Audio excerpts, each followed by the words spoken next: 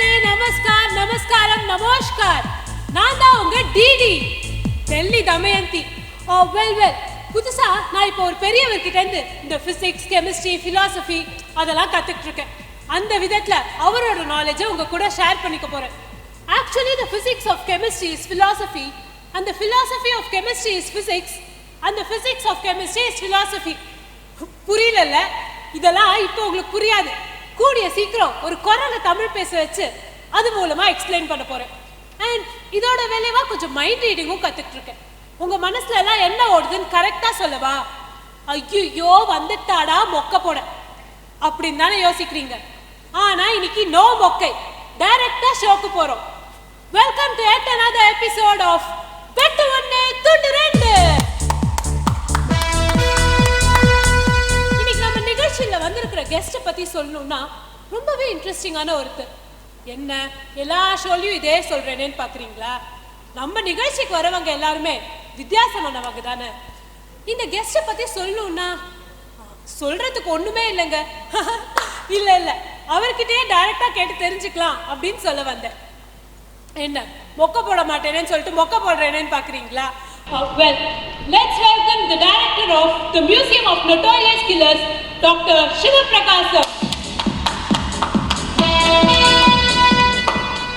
இவர் மியூசியம் பத்தி ஒரு சின்ன இன்ட்ரோடக்ஷன் மட்டும் நான் கொடுத்துடுறேன்.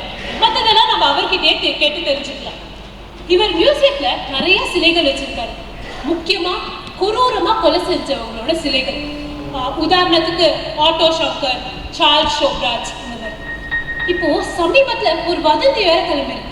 இந்த மியூசியத்துல யாராச்சும் அவங்க அடுத்த நாள் காலையில உயிரோட இருக்க மாட்டாங்க. இது எந்த அளவுக்கு உண்மை இல்ல வெறும் பப்ளிசிட்டி ஸ்டண்டா? இத ப்ரூவ் பண்ண போறோம் நம்ம நிகழ்ச்சி வெட்டு ஒண்ணு துண்டு ரெண்டுல. கட் பண்ணிக்கோயப்பா.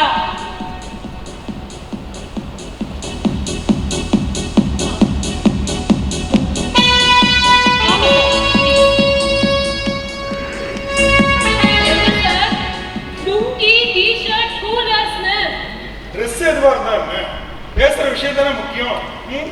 பட் ஒவ்வொரு இடத்துக்கு ஒரு ட்ரெஸ் கோட் இருக்குல்ல சார். இப்பெல்லாம் லுங்கிய கட்டிட்டு போய் கர்நாடிக் மியூசிக் சரியா பண்றாங்க. நீங்க வேற well sir no comments please உட்காருங்க. என்னது எல்லாம் ஒரே பச்சையா இருக்கு? நாங்களே அப்படிதான் பச்சையா தான் பேசுவோம். இங்க எல்லாமே பச்சை தான் சார். ஜோக்ஸ் அபார்ட், இதுக்கு பேர் கிரீன் மேட். ஃபர்ஸ்ட் இந்த பேக்ரவுண்ட்ல ஷூட் பண்ணிட்டு அப்புறம் எடிட்டிங்ல தான் சீனரி ஆட் பண்ணிப்போம். நான் இந்த மாதிரி டிவி ஷோல இது வரைக்கும் பண்ணதே இல்லை. அதான் சார் நான் உங்ககிட்ட சொல்றேன். இந்த இன்ட்ரோடக்ஷன் லீட்லாம் நாங்க ரெக்கார்ட் பண்ணிருக்கோம். உங்க கூட இன்டர்வியூ ரெக்கார்ட் பண்றதுக்கு முன்னாடி நான் என்னெல்லாம் கேள்விகள் கேட்க போறேன், நீங்க என்னெல்லாம் பதில் சொல்ல போறீங்கன்னு கொஞ்சம் ரிவர்ஸ் பண்ணிடலாம். ஓகே நான் இந்த மாதிரி ஷோஸ் எல்லாம் பண்ணது கிடையாது. Just like correct sir. கொலையும் சிலையும் பார்த்துட்டு இருக்கிறவருக்கு இதுக்கெல்லாம் எங்க டைம் இருக்க போகுது? ஒரு போக்க பார்த்தா நானே கொலாரம் சொல்லிடுவீங்க போல இருக்கு. தேவைப்பட்டா அதுவும் சொல்லிடுவேன் சார். இப்ப பொதுவா மக்களுக்கு பரபரப்பு சென்சேஷன் இதுதான் தேவைப்படுது. நியூஸா சொன்னா பத்தல, அது கொஞ்சம் பில்ட் அப் பண்ணி பேக்ரவுண்ட் மியூசிக் ஆட் பண்ணி கிராபிக்ஸ் எஃபெக்ட்ஸ் சேர்த்து சொந்தமா கண்ணு காது மூக்கு வாயெல்லாம் வச்சு கொடுக்க வேண்டியதா இருக்கு. இதுதான் நான் டிவியே பார்க்கறது இல்லை போல. கரெக்ட் இந்த கொலைகாரங்களை தானே பார்த்துட்டு இருக்கீங்க. அப்புறம் சார் இந்த இன்டர்வியூல நான் சில வில்லங்கமான கேள்விகள் கேட்பேன். அதுக்கு நீங்க என்ன பண்ணணும்னா கரெக்டா சொல்லுங்க. நோ அதுதான் பண்ணக்கூடாது. நீங்க என்ன பதில் சொல்லணும்னு நான் சொல்லி கொடுத்துட்டேன். நீங்க அந்த பதில தான் சொல்லணும். இல்ல எனக்கு அந்த பதில உடன்பாடு இல்லைன்னா உடன்பாடு சைட்ல வச்சுக்கோங்க சார். நாங்க சொல்ற பதில தான் நீங்க சொல்லணும். இப்போ அதுதான் ட்ரெண்ட். காரசாரமான விவாதமா இருக்கும். நான் உங்களை திட்டணும், நீங்க என்ன திட்டணும். இன்டர்வியூ பாதியிலே எங்க சேனலை பத்தி கேவலமா பேசிட்டு அந்த காலர் மைக்க தூக்கி கடாசிட்டு கட்டிட்டே போயிடும். அப்போதான் சோசியல் மீடியால இந்த ப்ரோக்ராம் வைரல் ஆகும். எங்க டிஆர்பி ஸ்வைன்னு மேல போகும். இப்போ இதுதான் சார் பேஸ். நான் என்னென்ன கேள்விகள் கேட்க போறேன்னு சொல்லிடுறேன்.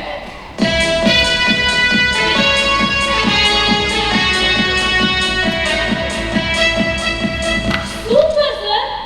ஃபர்ஸ்ட் டைம் சொன்னீங்க ஆனா கரெக்டிங்க. இப்படி பேசிட்டீங்கன்னா போதும் சார். ஏதோ இந்த மியூசியத்தை பத்தி இன்டர்வியூ சொன்னீங்கன்னு வந்தேன். இந்த மாதிரி நீங்க கேள்வி கேட்டா நான் பதிலா சொல்லிட்டு வந்தேன். நான் நிஜமாவே போறேன். நில்லுங்க சார். நீங்க இங்க ஒரு வந்துட்டீங்கன்னா அப்புறம் ஓடவும் முடியாது, ஒளியவும் முடியாது. இந்த இன்டர்வியூ முடிச்சுட்டு தான் போறோம்.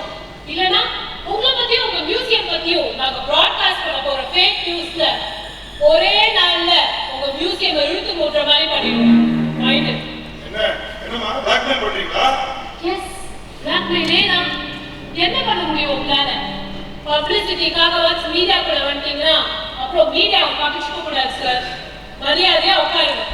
This is atrocious. Yes, you are right. We indulge in a lot of atrocities because we are the media. Government, court, யாரும் இதை கட்டுப்படுத்த முடியாது. Because we are the media. Media சொல்லாதீங்க, மீடியாக்காரன் சொல்லுங்க, மீடியாக்கர்ஸ் சொல்லுங்க, அதான் கரெக்டா இருக்கும். அடங்குங்க சார், உங்களோட இந்த அனாலிசிஸ் அப்புறம் பண்ணிக்கலாம். டைம் ஆயிடுச்சு, இன்டர்வியூ ஸ்டார்ட் பண்ணலாம். இப்போ நீங்க வரலான்னு வைங்களேன், பிரேக்கிங் நியூஸ் வரும். சென்னையில பரபரப்பா பேசப்படும் இந்த மியூசியம் ஆஃப் நோட்டோரியஸ் கில்லர்ஸோட டைரக்டர் சிவபிரகாசம் பத்தி ஒரு திடீர்னு தரும். இவர் மியூசியம்ல நிறைய கொடூரமான மலையாளிகள் சிலைகள் இருப்பது தெரிந்தது.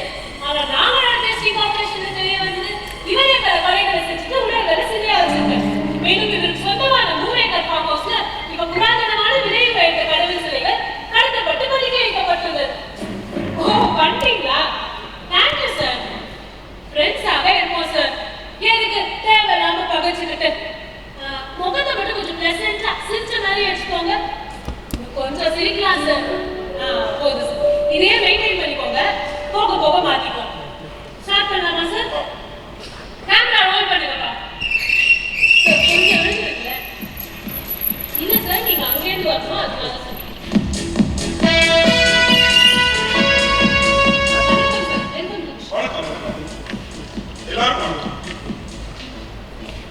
உங்க மியூசியம் ஆஃப் நோட்டோரியஸ் கில்லர்ஸ் இத பத்தி கொஞ்சம் சொல்லுங்க.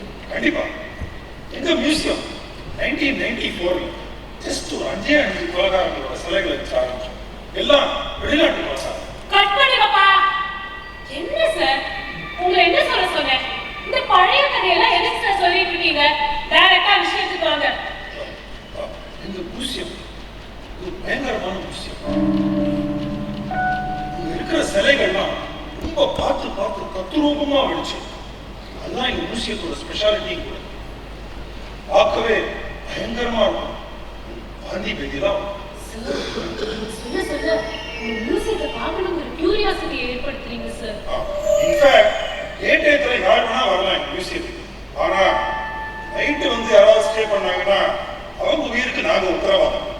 இந்த இடத்துல கொஞ்சம் த்ரில்லர் மியூசிக் ஆட் பண்ணிக்கோங்கப்பா. எடிட்டிங்ல நீங்க கண்டினியூ பண்ணுங்க.